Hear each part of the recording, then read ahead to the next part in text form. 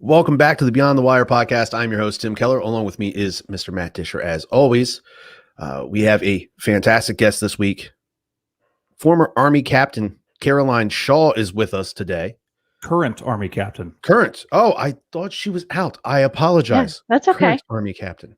How are you today? Doing well. Great. Good to be alive. How are you?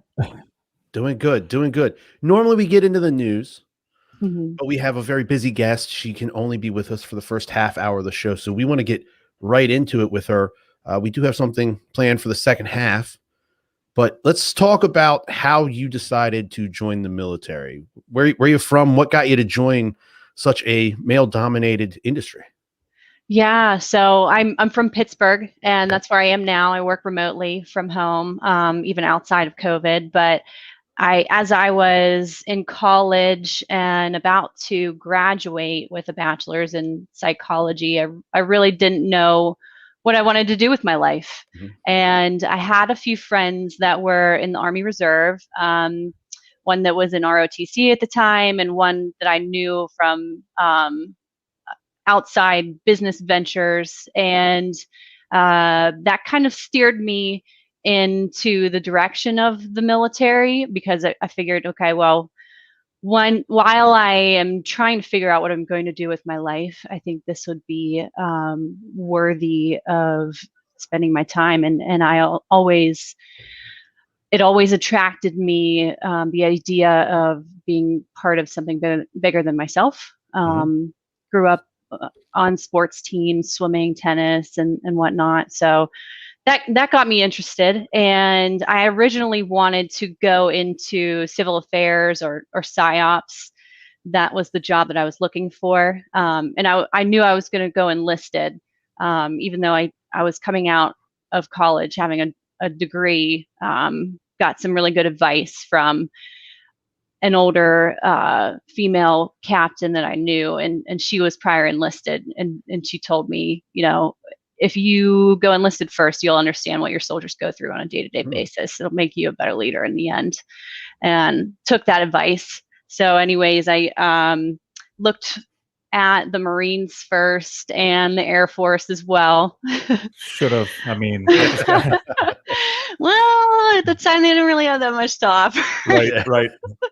To be quite honest. And yeah, I walked into the Marine recruiting station, and the guy's like, "Are you sure that Marines is for you? Yeah. You're going to get yelled at, right? Are you okay with that?" And then, I went to the Air Force recruiter, and he gave me a binder that showed pictures of how their barracks and their living quarters and how great they were. And I'm like, yeah, all right.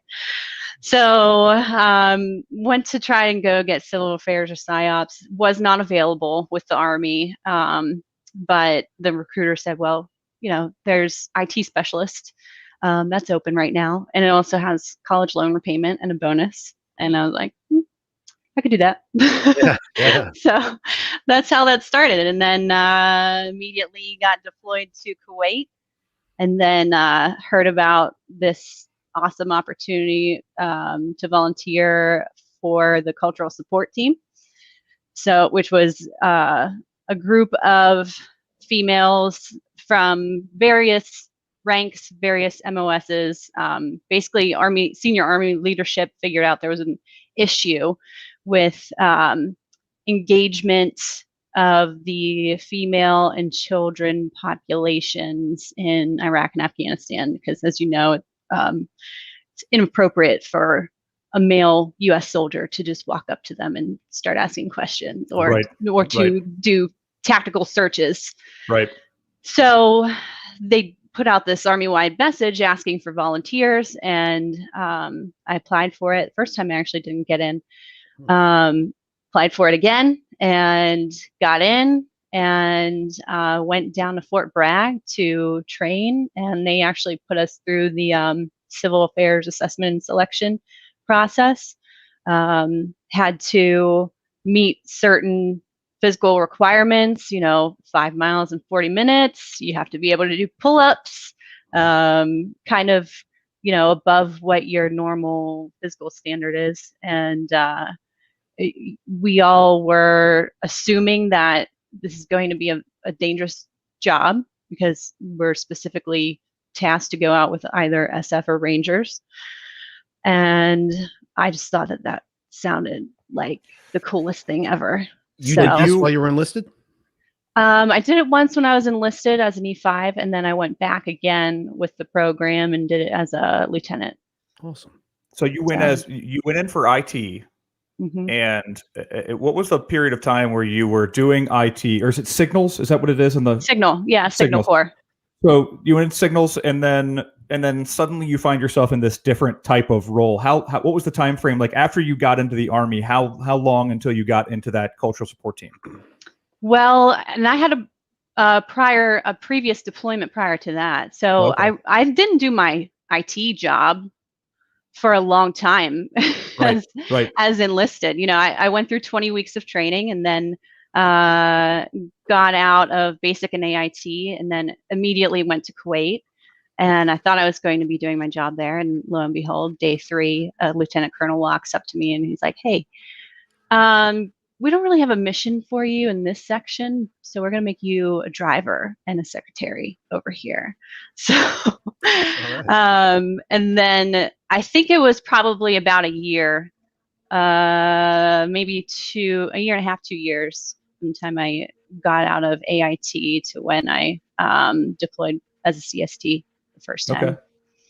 So tell us about that. And you and I have spoken about this previously, but what is a day in the life in the CST? You mentioned going out with SF and the Rangers. Tell us about some of those missions. So when you're in training, they kind of separate you based on personality traits and characteristics. You're either going to go one path or the other. The SF side was more, okay, we're going to this village. You'll be with an SF team, and they may set up a medical aid station, and so you're talking to the females and children through that.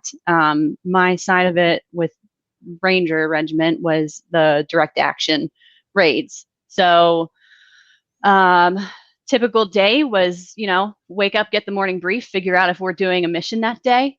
A lot of times we weren't, because at this point, this was 2014. Yeah. 13, 14, I think. Yeah. At that point we were kind of drawing down. So if we weren't doing a mission, we were training. We were trying by any means necessary to insert ourselves into the squad level, team level training to prove to them that, hey, we want to be here. We want to be part of the team. We want to participate, and we want to just add to your mission in any way possible. Because that was crucial. The relationship that my partner and I had with the platoon and the platoon leadership and the company leadership, because if they don't trust you, if they don't trust that you know what you're doing, they're not going to take you on a mission. Right. So a lot of it was training. We did actually have a really cool opportunity to train the Afghan females that are in their military, who are basically going to be taking over and doing our jobs once the U.S. eventually left. So that was interesting.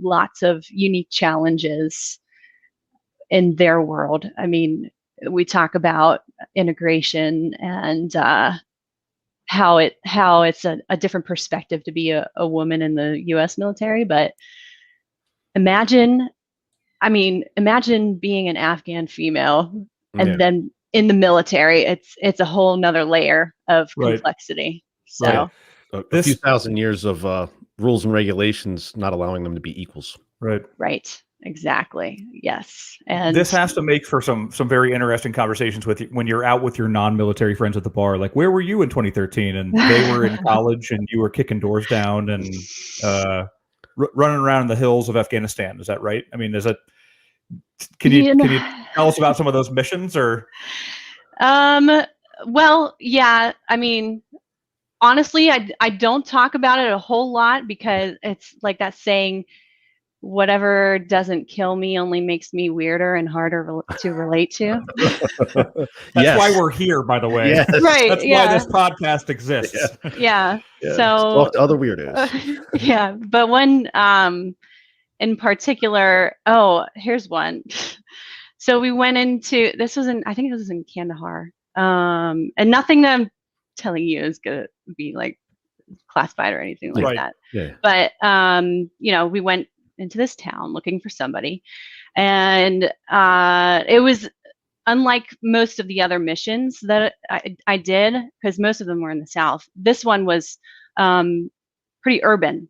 Mm-hmm. And so everybody's kind of nervous because of that, because, once we get to where we're going, we're afraid that everybody's going to wake up and come outside and whatever. Mm-hmm. So we found them, and that did kind of happen. Actually, no, they were in the same household, I think, but towards the end, once the mother of whoever we were detaining figured out that her son was going to be gone, she started freaking out and just screaming, crying, understandably, but in reality, he'd be back in a week, who knows. Right. So I'm trying to calm her down, and the platoon leadership is like, make her be quiet, shut her up. She's going to wake up everybody in this whole town. Right. And I'm like, okay. So I'm trying to do that. She just won't stop, and it's time to leave. And they're like, get her inside. And she wouldn't move, refused to. We had to like drag her, and she bit me. Yeah, didn't break the skin or anything, but that's why we wear, 2 pairs of gloves, just for stuff like that. That's also why we get a whole bunch of shots before we go overseas. Right. Yeah. So that was a good one. Good times. Oh my gosh. So did you eventually get back to doing any sort of IT, or? I did. Yeah. So I was fortunate to have the opportunity to get IT certifications in AIT. So I got a couple of those. And then once I came back, I worked some different jobs. I worked at a military base in Colorado at Schriever, and worked on some SATCOM stuff. That was really cool.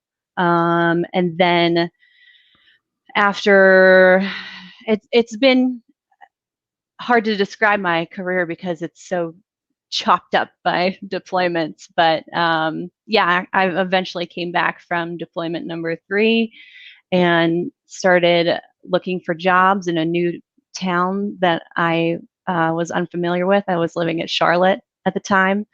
Sent out resumes for like a good 3 months, and I'm like, man, what is going on here? I can't get a job. And finally got hooked up with Tech Systems, who got me a job with Cushman & Wakefield as a site services technician. So that's when I really started to do normal IT things again.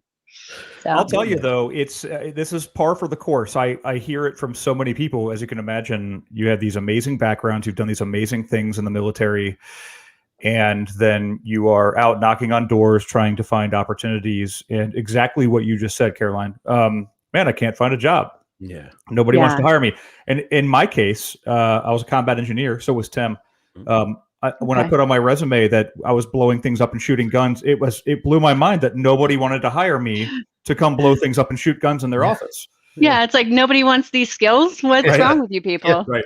But I mean, but through and through, you've had, not only do you have exceptional military training in IT in your actual job in the military, but then you have these other experiences that I always say lead you to cultural awareness. You have worldly knowledge. Now you've been places and done things that most people, that's why I joke around that it makes for an interesting conversation at the bar while you're sipping a beer.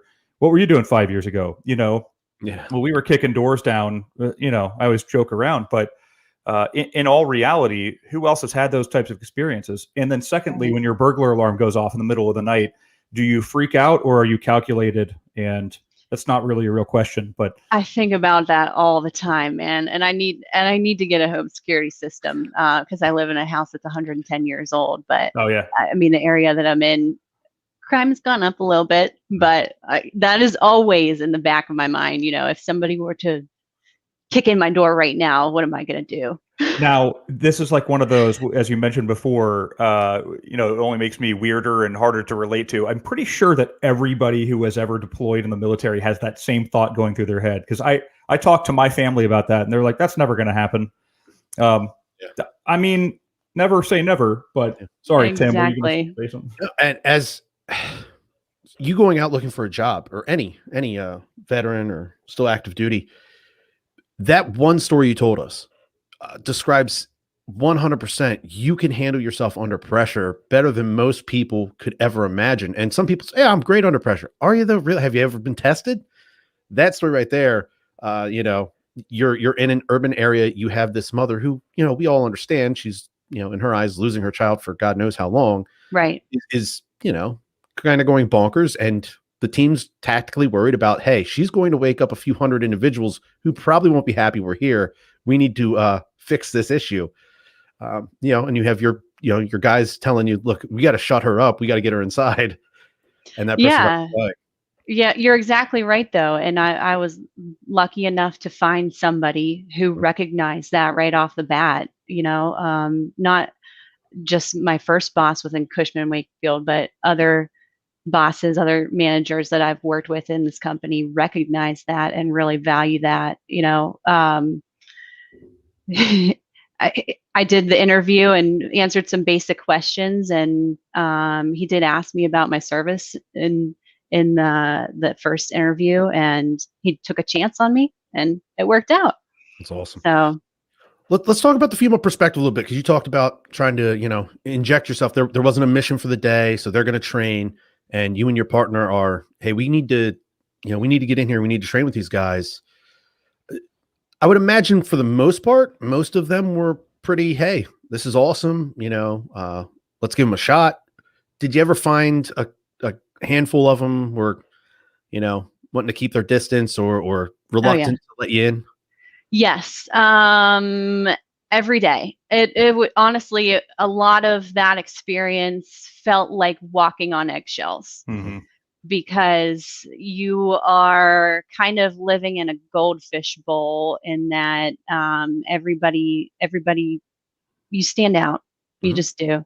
Everybody watches you. And a lot of the leaders were very accepting and willing to work with us, not like overly enthusiastic. Because it was kind of one of those things that it was mandated. You will have 2 CSTs with you, and you will. So there's that. But a lot of the guys were just scared and hesitant to interact with us too much because of how that might be perceived. Right. You don't want to be the one that's always perception's reality. Right. So they don't want anybody to make assumptions or anything like that.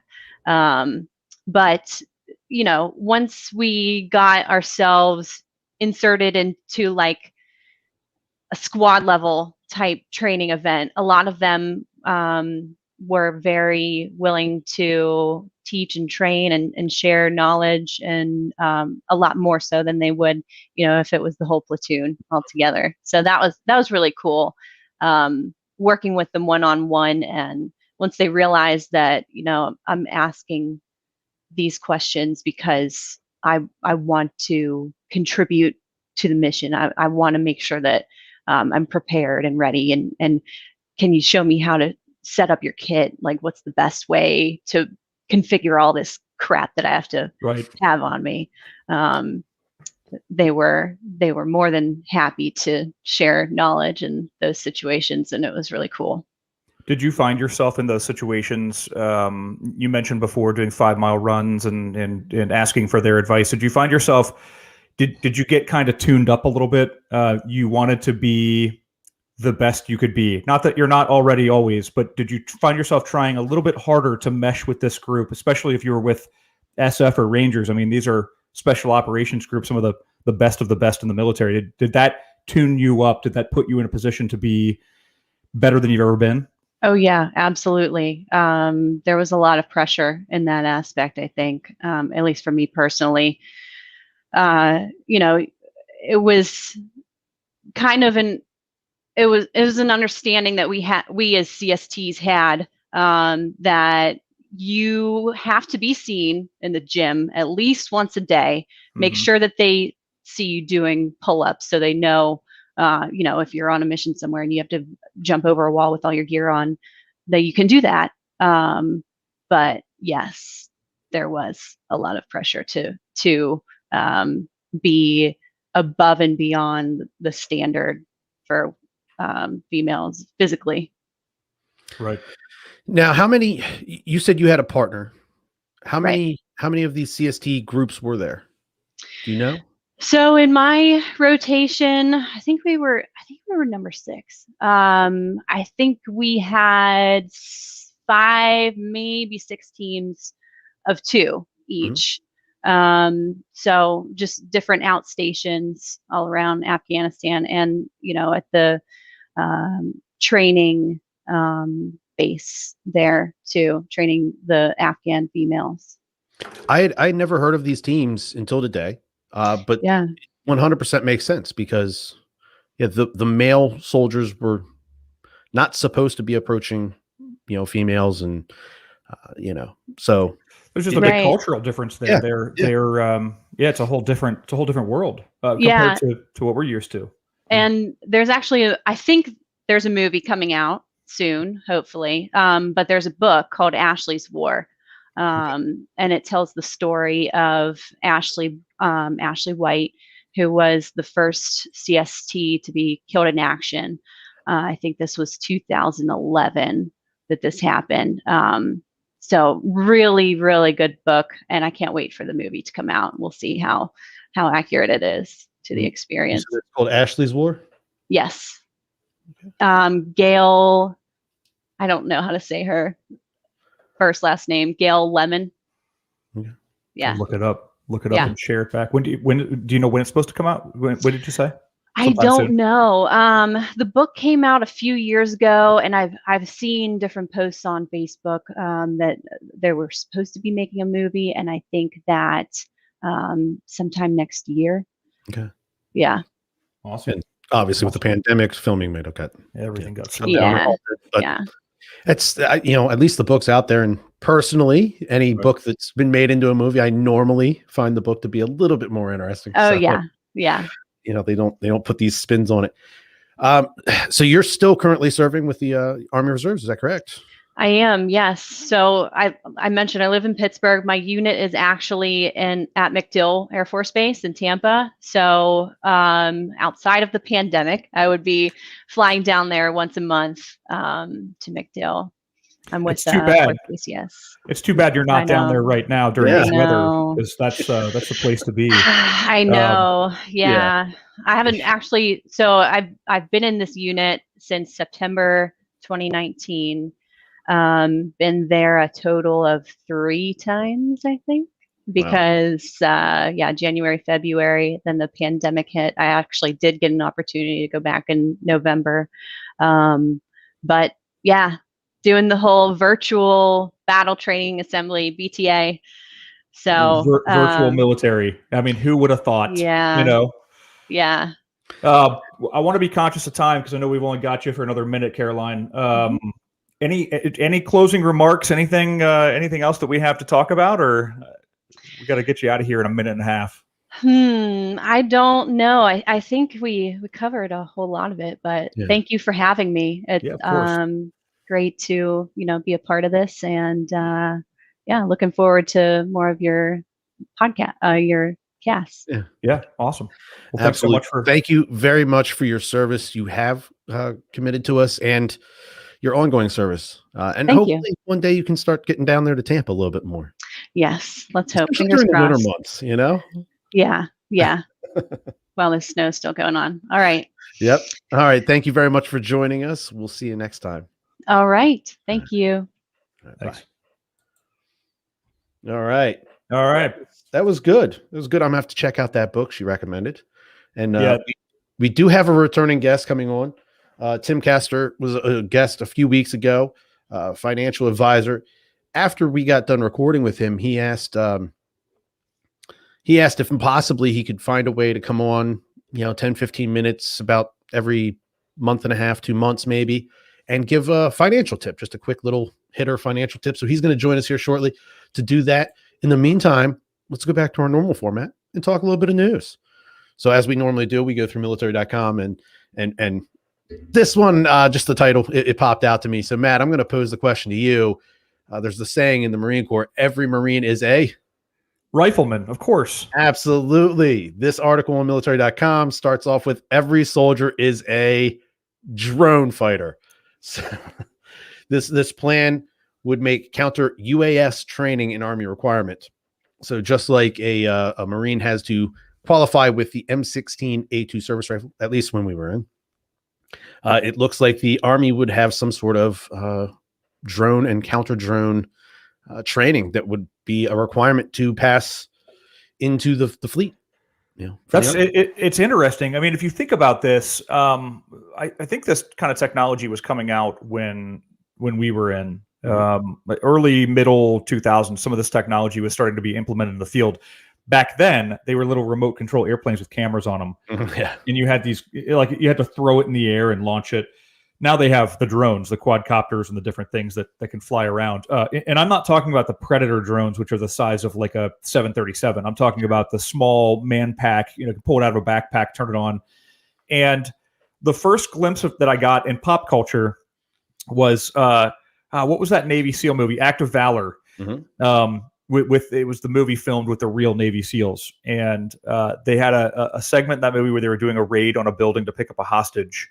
And they had their own drone up flying around, and it was doing surveillance. It was doing recon on the perimeter and inside of the perimeter of this compound where they were doing a raid on. And it was kind of cool to see. I realize it's Hollywood by all means, but I'm also aware that this sort of technology exists now in full force.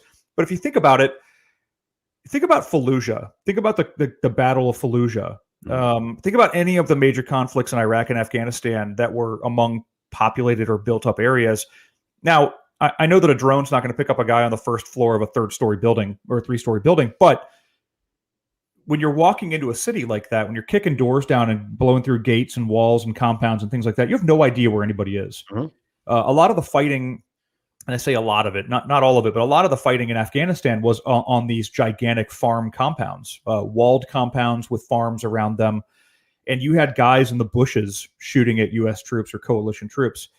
And they, in many cases, unless they had air cover, they couldn't see where these bad guys were. Yeah. So then they had to do like A-10 gun runs on the tree line and just destroy everything. So now with these drones, if you think about this technology, especially if you have like FLIR on them, you can fly a drone a mile away in the direction of your objective and now probably see body heat in the tree line. You can see how many people are there, how many animals are there. Yeah, think about this changes warfare. This is no longer it's no longer the collateral damage of old-timey warfare where we just drop bombs and do, scorched earth. Yeah. You can eliminate that almost completely, probably. Yeah, I mean, Caroline mentioned going into urban settings. If you're getting ready to go into an urban setting and, they happen to know you're coming, there's going to be movement. They're going to be moving between buildings. They're going to be setting things up. And if you have that eye in the sky, hey, this building we originally thought looks like they've all moved over here, or a mass of them have moved over to this building here on the left.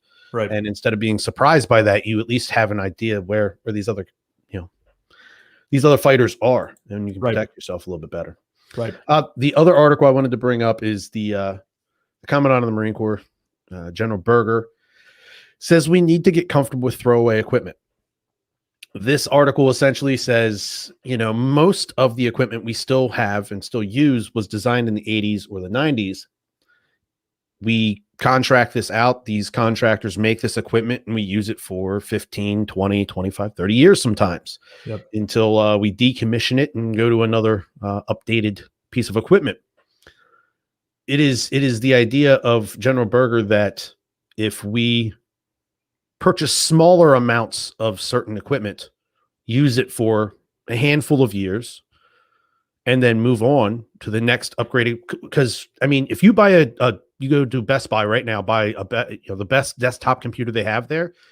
In 9 months, that desktop computer is no longer near the top of the line computers because that's how fast technology and all this stuff moves, and it moves just as fast, if not faster, inside the defense sector. And with Russia and China, pushing, it's just we got to keep up. We got to keep pace. Yeah, and I hope that we're not sacrificing durability for cheapness, or you know what I mean? Because if you think about the equipment that we have to use, I when I first went in the Marine Corps, I very distinctly remember this. I was using what would be considered like Cold War gear, the LBVs and the body armor. It was like Vietnam era stuff. Yes. And we used to joke around that my dad wore this in Vietnam and now I'm wearing it, and and then just after 9/11, or actually it was right before 9/11, somewhere around there, and there's a changing in hands and presidential administrations and things like that. We got new equipment, we got new gear, we got the new Mali gear, the modular backpacks and packs and all the gear and stuff like that. And I remember it was really cool, but that stuff was exceptionally durable too. So it goes without saying that what I got in the early 2000s as new gear could essentially still be in use in 30 years because it's that durable. But I wonder if they're talking about other equipment like computers and other technology that, let's make it cheaper because it's only going to last for 2 years. Let's throw it away. Maybe they're not talking necessarily about gear that you're wearing in combat. Like, I mean, in the article I read, it talks about the Navy and Marine Corps pitching an idea for a new light amphibious warship. The plan is to buy 10 of these warships, which could deliver approximately 75 Marines ashore. The idea is these ships would be in use for 5 years at most, and then they would move on to the next version. Well, I hope that they don't make them like cheap cars in the United States. It's going to be plastic rowboats. Sorry, the transmission broke down. We're 20 miles from the shore. Everybody jump out and swim. It's going to be one of those dual pedal boats, right? Pedaling up the shore. Hey! Right. Well, we got Tim Koester waiting in the waiting room. Before we bring him on, I want to bring up one other article that I saw on military.com, and this is more of a funny one, but it says Norway cancels big military exercise after 1,000 U.S. Marines arrive in the country. Now, my initial reading the headline, I was thinking to myself, well, Norway, they're suddenly like, the Marines are here. We don't need a military exercise anymore. Yeah. Everything's taken care of. We know what this is about. Right. They're like, well, now that the Marines are here, everybody take a break. Let them handle it. It's actually over coronavirus concerns. Unfortunately, as I read into the article, I'm thinking, I'm reading it, and it's that they're worried about coronavirus spreading. Even if it wasn't due to coronavirus, if you get 1,000 Marines in a foreign country and they're kind of like a virus themselves, they're going to run around, hit all the bars, hang out with a bunch of the ladies. Right. Well, and at the end of the day, if you're there to do a military exercise to strategically plan, maneuver warfare together against a common enemy, you got 1,000 of these guys. They're animals. I mean, there is nobody in the world I'd rather be with at the end of the earth than the U.S. Marine Infantry.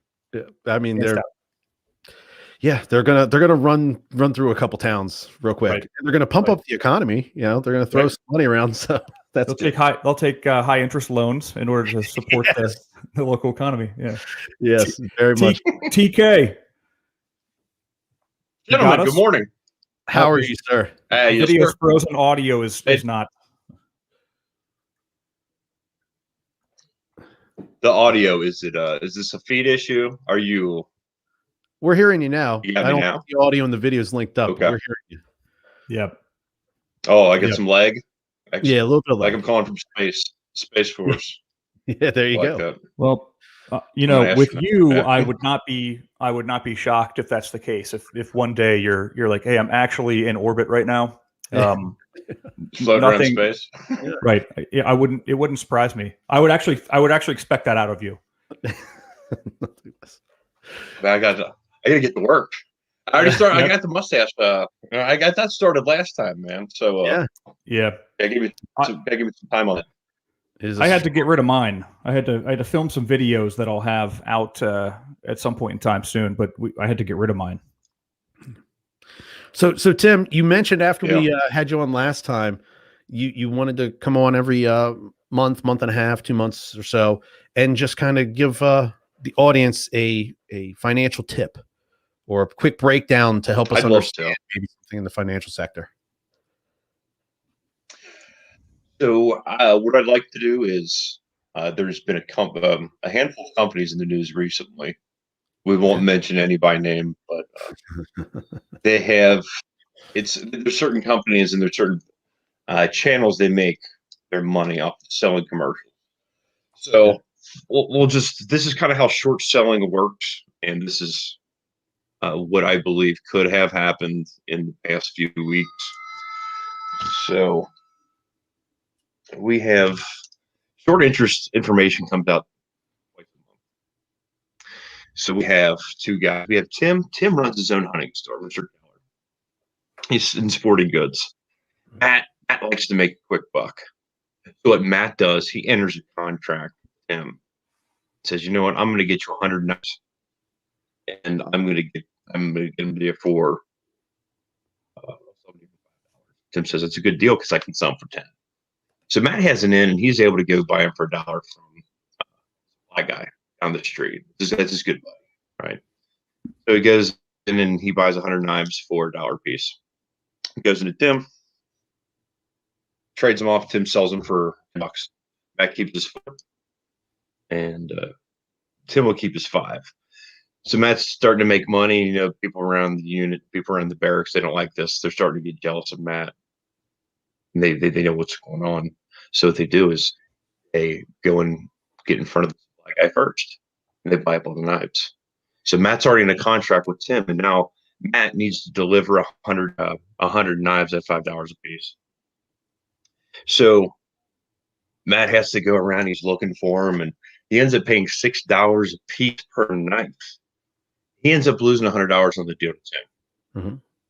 So another week passes, and the same thing repeats. So Chris goes and he buys all the other knives.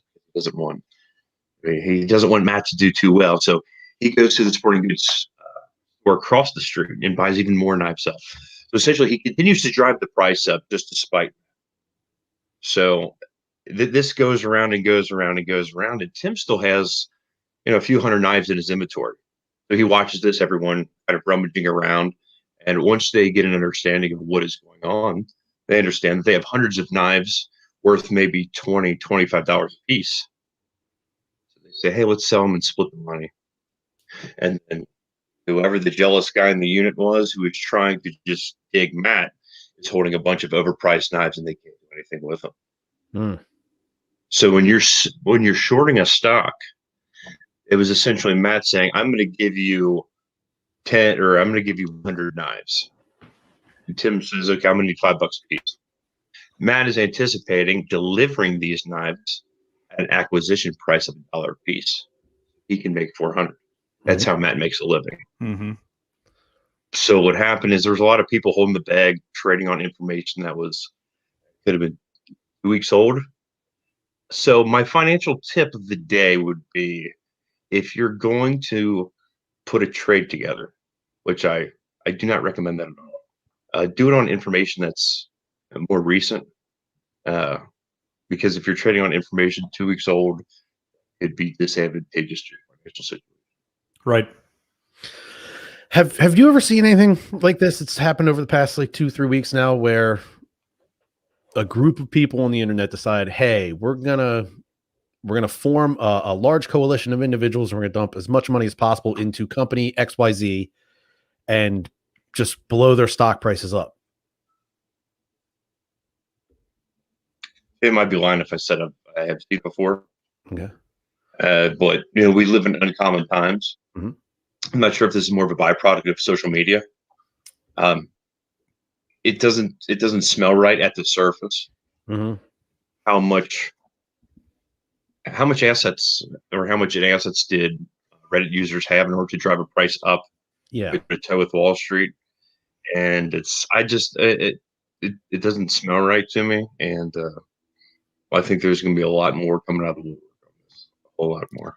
And there's a couple of things that come to mind, and this is I've done some reading on it too, because of course when I hear that, like, hey, you can go put a couple bucks into this thing and get rich real quick, this was the Bitcoin thing 5 years ago. I remember looking at that, and I have a financial advisor, and I asked her, like, hey, what's this Bitcoin thing? She's like, don't do it. It's not a good. Anyway, apparently now people are making lots of money off that, but it's one of those things that if you would like to make money, you can. There's the quick money. There's the ability to put in $100 and buy some stock and then make $300. That can happen. It doesn't always happen. Usually it does not happen. So if you're a new investor and you're like looking for a quick way to make some money, it is probably more sound advice from somebody who's not a financial advisor by any means. That's me. To take that money and put it into a more secure or stable stock. I mean, with the ultimate goal of, at least with my investments, I'm trying to retire early. I don't want to have trouble walking by the time I decide to step away and go skiing for a living. You know what I mean? And so I want to have enough money in the bank that when I'm 50, 55 years old, maybe I can step away from it all. All my bills are paid off and all the money's there. But you don't make that by making risky investments that are like, I'm going to take 10 grand and throw it into this thing that I read on the internet. Secondarily, and I know that TK, I know that this is your expertise. So I'm just kind of talking here. This is based on my own, worldly experience. The other thing is that if you're going to go do this type of trading on your own without the advice of a financial advisor, some of these different apps that you can use, they also have the testing environment where you can go in there and trade without real money. And I know everybody wants to jump in there right now, like, oh, this company is going to spike, buy all their stock. But if you've never done this before and you have no idea what you're doing, you are liable to learn to lose $200 to however much money you put in there. And if you don't know how to kind of read the ups and downs of the stock market and different stocks, you can use these test platforms inside of these apps to do that and be small about it. Don't go in there and be like, all right, I heard that tomorrow Toyota is going to go to the moon, and then you throw your entire life savings into it and then you lose it all. Cause that's stupid. I don't know how else to put it. Stupid. That is a great idea. I would strongly encourage anyone who is even contemplating ever trading in their own accounts is to do what Matt said and give it a test drive with some artificial money, so you can understand the implication that if if a $5,000 outlay towards a company that you've never met anyone on the board, never been on the grounds, you have no idea what the strategic vision looks like in the future, you're essentially betting blind and saying, let's just kind of see how it goes. And if you're responsible for other people in your life, whether it be your spouse, children, elderly parents, essentially you are inhibiting the whole entire family unit on a whim that you have almost zero information on. So you're deploying resources when you have almost zero intelligence. And as you two gentlemen know, that's Yeah. a lot of issues. You'll never try to go anywhere without zero intelligence. Don't leave home without it. Yeah. I've made it this far. From the little bit I do know, when I first heard of these, these Reddit, pirates, we'll call them, I either thought that there was a fund out there that was possibly shorting some of these companies and they were going to try to force some losses to these hedge funds, or someone somewhere was trying to organize these individuals to push these stocks up momentarily so then companies could buy in for the shorts that would eventually come and make the money that way. So I like you said, TK, I think that somewhere if the investigations do the right thing. I think that someone out there was feeding somebody some sort of information. Yeah. And I would strongly encourage to the listeners, sometimes you would think hypothetically, if this ever does occur, what would I do? Mm-hmm. If anyone you know ever would bring information to you regarding a stock and its direction, whether it be up, flat, and you trade off this information, that is a crime. Mm-hmm. So if you do get a tip, just don't act on it. You can't. Because what happens is there's a lot of bad actors out there, right, that will kind of start laying the seeds, and I hear this, and this. I hear GameStop's going, come on, and everyone. And then you take out a mortgage and a HELOC on your house, and then you turn on the TV and it's down 70%. And then that can be bad. And those are conversations you would never want to have with people that you love, because we have to be good stewards of our wealth, and we just have to do more of ourselves. And we just can't take on the wrong kind of risk. We can't play 3-card money down the street, so we shouldn't be doing it. Well, and if that kind of trading was as lucrative, maybe that's the word, it is as lucrative as the internet wants you to think, or that social media wants you to think, everybody would be doing it. It's the same thing as like getting into the NFL. We talk about this all the time at home here, that, all the kids, like, we take football, like peewee football, so seriously. But the statistically, like, none of these children are going to end up in careers in football.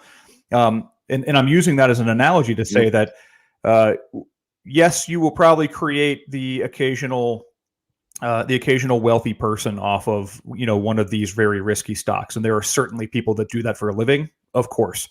But for most people, it's not realistic. For most people, it's simply not true. And if it were true, then everybody would be doing it, and we'd all be NFL players, to the analogy, or we'd all be walking around as millionaires because we made a trade on something that we saw on the internet. But what is more realistic is that, and people become millionaires every day off of sound long-term investments.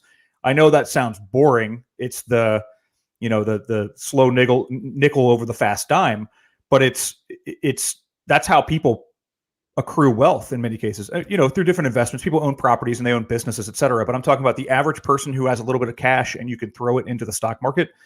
Go find yourself a financial advisor. Go find somebody who can tell you, or who can manage your money for you. You hand it off to them, and then they go make these investments, because those people also make money off of your money. So if I'm a financial advisor and you give me $1,000 and I go make you $2,000, I made money too. It behooves me to do that and get compound interest and continue to make your, sound investments where I'm making you $1,000, $2,000, $3,000, $4,000, $5,000, $6,000, $7,000, $8,000,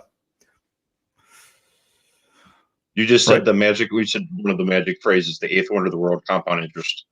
I would strongly encourage any of your listeners to look into the concept. One begets the other, and the sooner you begin a dividend investment strategy that continues to compound, the sooner you'll be ahead of the game. I strongly encourage you to look into it, Matt. One thing you said is people that try to get wealthy off of single stocks. One, you need a well-diversified portfolio based off of your risk tolerance. These need to be aligned to specific goals. Going out and buying one company, if you can find me one book that says that makes sense, I'll read it, and I'll read it a couple times to see if it makes sense. But it doesn't. And one of the unfortunate things about capitalism is when you look at individuals that were trying to get rid of their GameStop in the morning at 310, 290, and 270. With capitalism, there's someone who's capitalized upon. So in order to make money, the better deal you're getting, there's a good chance that someone is not getting as good of a deal.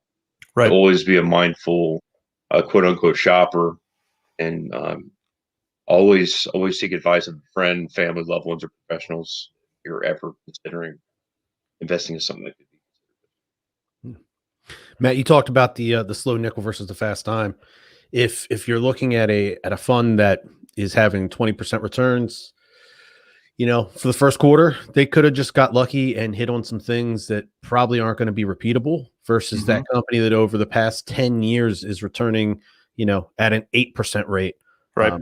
They're making smart investments and they're protecting themselves. TK mentioned the risk factor.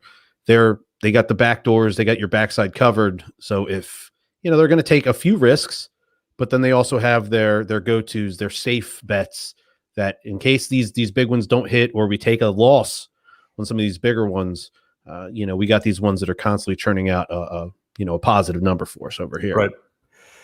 Right, and some of the sound investments are, there are these businesses that are providing essential resources or essential services that people are buying and people are using on a regular basis. Those are your safer stocks. I mean, even some of my best stocks are like household items, people that make household items that everybody has to have. Everybody has to have toilet paper.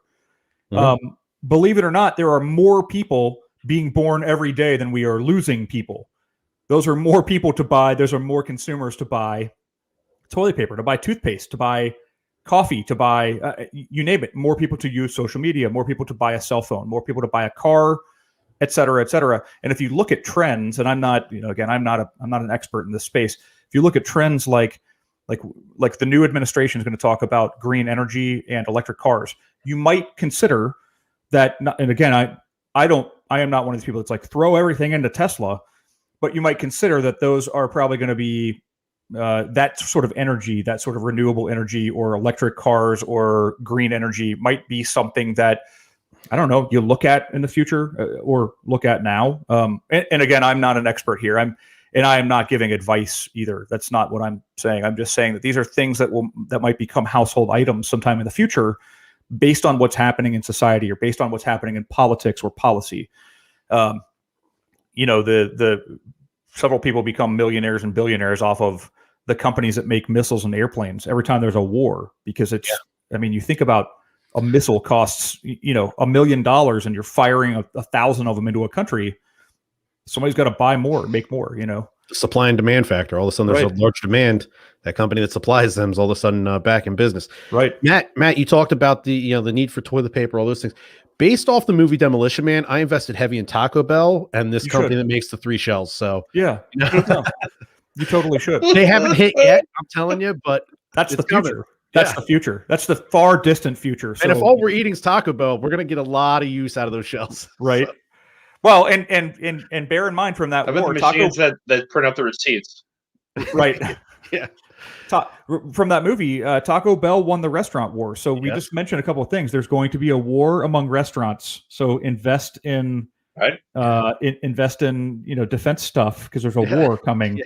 And then whoever makes the shells, the company, machine that spits out the receipts, the tickets. Yeah. And then you said a naughty hair bleach. Yeah, hair bleach. Hair bleach. And I mean, looking at TK's mustache, I want to invest in the mustache oil business.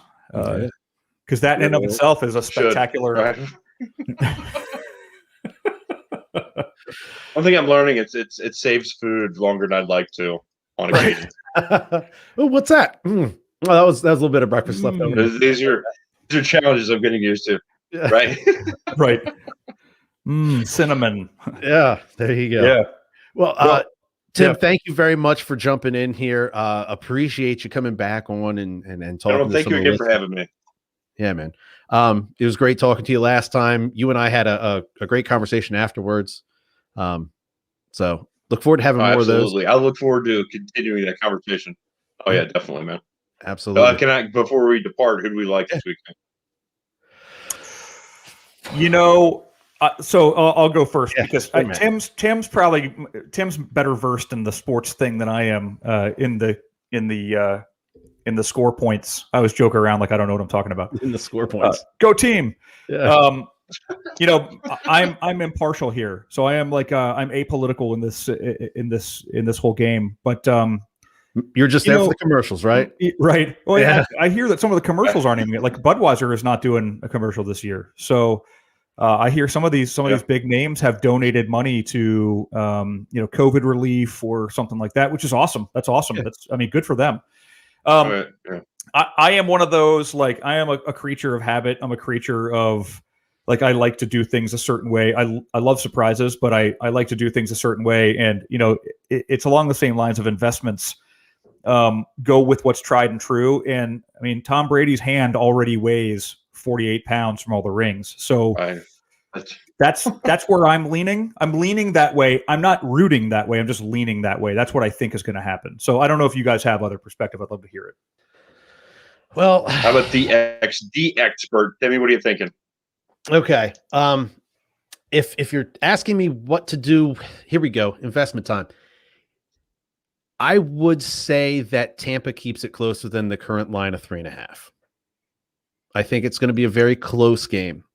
I think that Tampa's a little hungrier for it. Arians wants, the head coach of the Tampa Bay Buccaneers says he needs a Super Bowl to legitimize his legacy.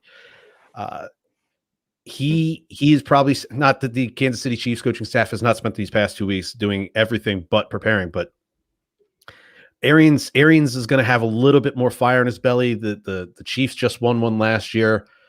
You have arguably the greatest of all time. I will still argue for Joe Montana personally, but whatever. In Tom Brady versus who I believe this torch is about to get passed to, Patrick Mahomes. I'm going to say that the Chiefs win a very close game. You have two very good offenses. The Tampa Bay Buccaneers defense has been playing better and better week in and week out. The Chiefs defense, I don't think it's the respect it deserves. As a whole unit, I think the Tampa Bay Buccaneers have a better overall team. But it is just so hard to stop that Chiefs offense. And Patrick Mahomes has not been put in a situation yet where he's not been able to figure out how to dig his way out of it. So until proven otherwise, I will go with Patrick Mahomes and the Chiefs. I think the Tampa Bay Buccaneers are going to give us one hell of a game, though. So, and I'm going to invest all of my savings on one or the other team just to prove our point about this conversation. That Matt will be doing the podcast from a cardboard box next week. I'll have to sell my microphones. Yeah. I live in an alley now. I saw a bunch of points. Yeah.